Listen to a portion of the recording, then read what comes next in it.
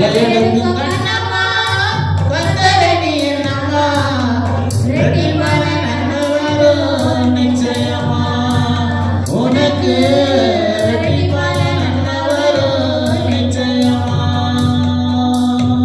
தலையெடுக்கும் கண்ணம்மா கத்தரணி என்னம்மா ரெட்டிமான நன்மை வரும் நிச்சயமா உனக்கு ரெட்டிமான நன்மை வரும் நிச்சயமா. அல்லேலூயா அல்லேலூயா.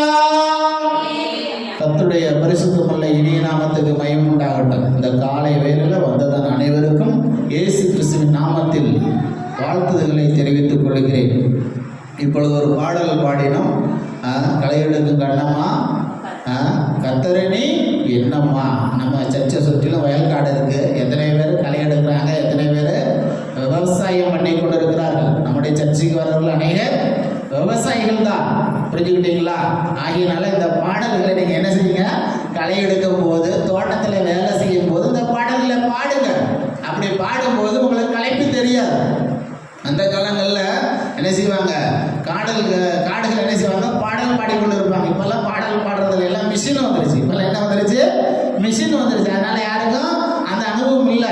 ஏன்னா வெயிலுடைய கஷ்டம் தெரியாம அது இருப்பதற்காக அந்த காலத்துல என்ன செய்வாங்க, தாத்தாமாரு பாட்டிமாரு ஒரு ராகத்தோட பாடல்களை பாடுவாங்க. அவங்க கஷ்டங்களை நினைச்சு, அவங்களுடைய பிரச்சனைகளை நினைச்சு, எல்லாம் நினைத்து ஒரு அழகான பாடல்களை பாடுவாங்க. இப்போ அப்படி இல்லை. இப்போ எல்லாருக்கும் நிறைவான ஆசீர்வாதங்கள் கிடைக்கிறதுனால, நன்மைகள் கிடைக்கிறதுனால அவங்க என்ன செய்யறாங்க, இந்த பழைய காலத்தெல்லாம் மறந்து விடுகிறார். இது ஒரு பக்தன் பாடின ஒரு பாடல்.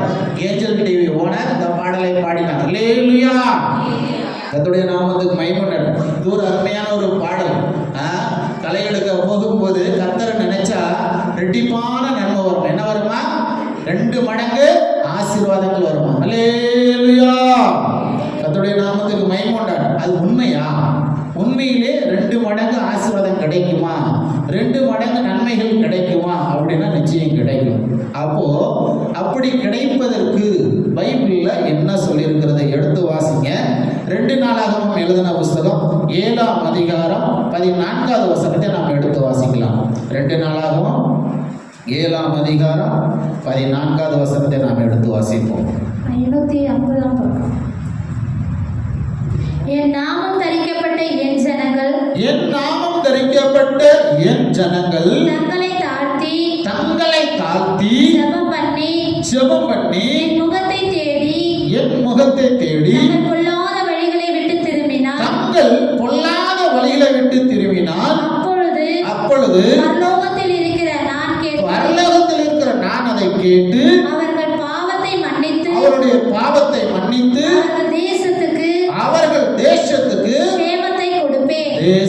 சேமத்தை கொடுப்பேன். அல்லேலூயா. சத்தமா சொல்லுங்க.